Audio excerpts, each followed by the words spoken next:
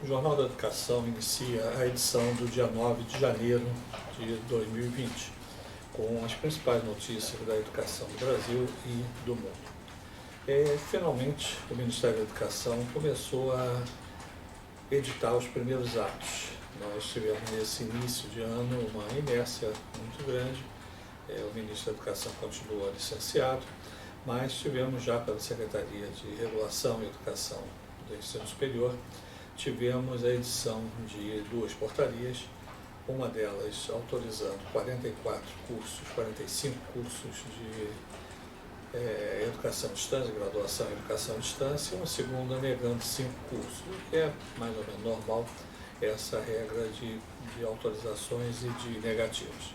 Mas é um primeiro momento que acontece por parte do Ministério da Educação e esperamos que outros venham. Inclusive, nós estamos ainda na dependência da edição de uma portaria estabelecendo o calendário, porque nós não tivemos até nesse momento a divulgação do calendário com os prazos de apresentação, de entrada dos processos dos atos regulatórios. Também no âmbito do Ministério da Educação, a CAPES editou uma primeira portaria, uma portaria extensa, que define os valores das bolsas a serem fornecidas no Brasil e no exterior, define inclusive em várias moedas, porque dependendo do país, o quantitativo é fixado desde já na moeda local, e nós temos então uma possibilidade de visão geral do que o Ministério da Educação, através da CAPES, irá dar de fomento para as instituições liberarem seus professores e participarem naturalmente desse processo de formação complementar, normalmente nos pós-doutorados ou doutorados ou pesquisas em universidades e entidades estrangeiras. Mas é um início de funcionamento, ainda há uma necessidade de muitos outros atos, nós estamos sem um plano de educação no país, mas temos realmente já os primeiros passos sendo dados na esperança de uma mudança da estrutura governamental do Ministério da Educação. Vale relembrar que o governo federal editou um decreto mexendo na estrutura do MEC. Essa notificação vigorará a partir de final de mês de janeiro, mas nesse momento já começa a surtir os resultados de transferência de servidores, então há uma paralisação muito grande nas ações operacionais do MEC durante esse começo, pelo menos, de 2020. Outro fato também que nós gostaríamos de destacar, na terceira matéria, é sobre a educação básica, sobre o ensino médio. O ensino médio inovador, chamado assim, a nova estrutura do ensino médio, ela passará a ser obrigatória a partir do ano que vem. Mas muitas escolas já se anteciparam e anteciparam com bons resultados a implantação do sistema do ensino médio. O setor público recebeu aporte de recursos transferidos do governo federal para os estados que aderirem ao sistema da escola inovadora, mas escolas particulares que também têm conseguido fazer esses processos de modificação das suas estruturas, e quem fez no ano passado conseguiu inclusive até bons resultados em termos de quantitativo, de ter maior demanda para esse ano de 2020. Um outro assunto também que envolve novamente o ensino superior é a modificação da estrutura da formação de professores. O Conselho Nacional de Educação aprovou um parecer, foi homologado pelo Ministro da Educação e foi editada uma resolução, e essa resolução já está em vigor e dá um prazo de 2 anos para as instituições implantarem essa nova sistemática da formação inicial dos professores, adequada naturalmente à Base Nacional Comum Curricular. É uma matéria que merece uma atenção maior das faculdades de pedagogia, faculdades de educação, de uma maneira geral, mas que traz realmente uma perspectiva de mudança no processo de formação, que é importante que mude a formação dos professores para poder esse novo corpo docente já trabalhar sobre a Base Nacional Curricular Comum.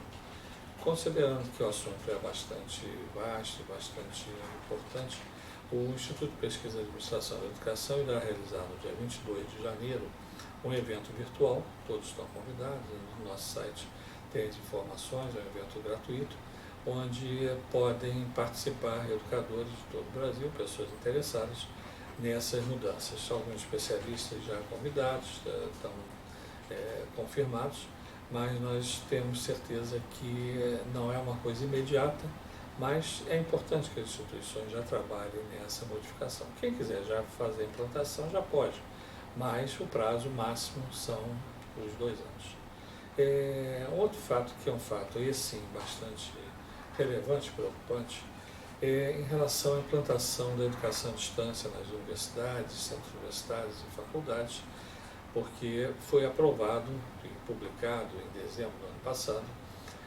uma portaria permitindo a implantação de até 40% da carga horária dos cursos através de educação à distância. Esse 40% é da carga horária total do curso, então não é da carga horária do ano. Então, se o curso, por exemplo, tem 4.000 horas, poderia ter 1.000 horas sendo através de educação à distância.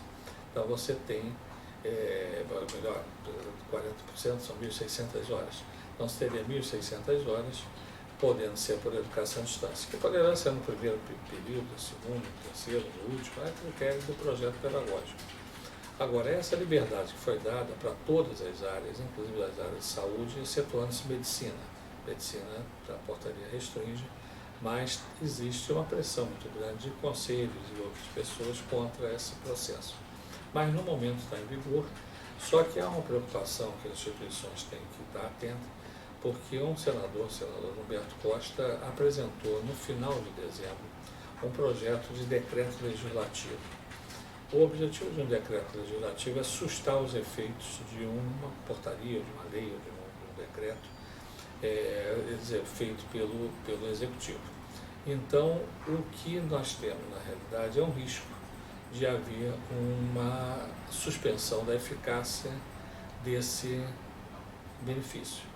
Qual é a melhor recomendação que o Instituto tem dado às suas instituições, e damos de uma forma aberta, é que a instituição já implante, porque mesmo se existir uma aprovação do decreto legislativo, ele vai sustar os efeitos, mas os atos praticados durante a vigência legal, eles são válidos. Então, a instituição pode ter o seu projeto pedagógico modificado, já definido com esse novo critério, e ele estará válido para as instituições que assim fizerem.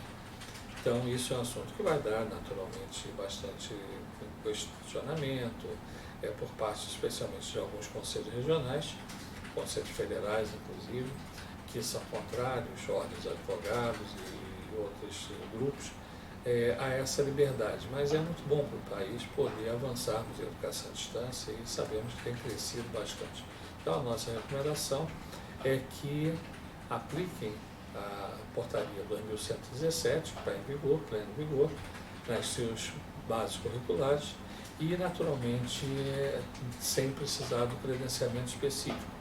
Tem muitas instituições já com credenciamento específico, mas quem não tem precisa, naturalmente, ter esse processo. E quem tem também, para utilizar acima de 40%, tem que ter o credenciamento, mas até 40%, que é uma boa margem, a instituição pode aplicar imediatamente. E a nossa recomendação é que seja feito isso de uma forma rápida pelas instituições. Outro ponto também que nós queremos destacar é sobre o Conselho Nacional de Educação, que esse semestre vai ter mudança. Nós teremos renovação de metade dos membros da Câmara de Educação Básica e da Câmara de Educação Superior.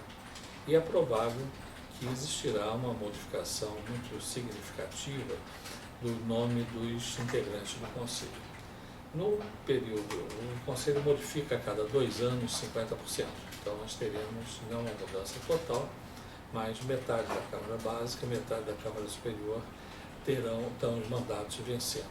Pode haver uma renovação, uma recondução, mas há uma tendência, um sentimento, como todas essas nomeações foram feitas ainda no governo passado, é que dificilmente o governo vai reconduzir conselheiros que foram indicados, nomeados na fase de governo anterior.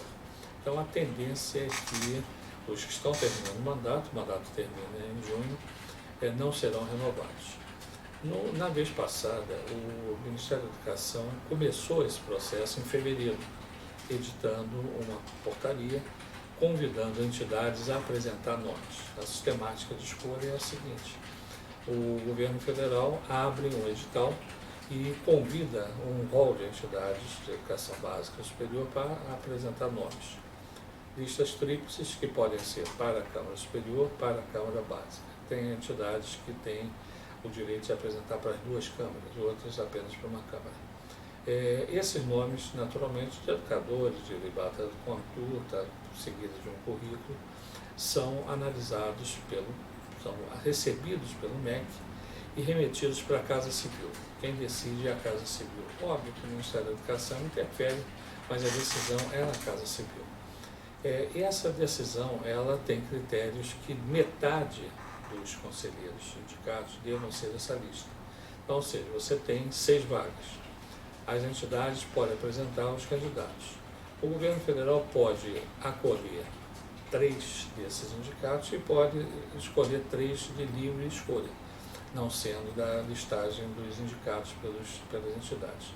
Então, representa uma participação relativamente forte, mas às vezes tem sido respeitado, vinha sendo respeitado as indicações. Mas como temos aqui uma mudança dos critérios até para a nomeação dos reitores e dirigentes das federais, onde o governo federal se reserva a escolher pessoas que não estão naquela lista, é provável que nós tenhamos uma mudança e um processo de interrogação muito grande de quem serão os novos conselheiros.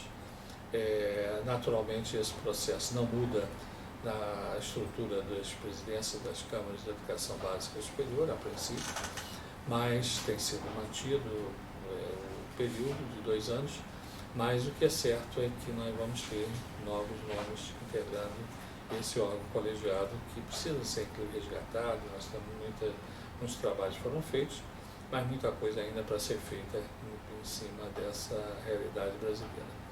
Por fim, dentro de um processo de internacionalização, que é sempre que a gente vai passando nesse Jornal da Educação, a maior demanda, maior interesse das universidades portuguesas, canadenses e americanas por alunos brasileiros.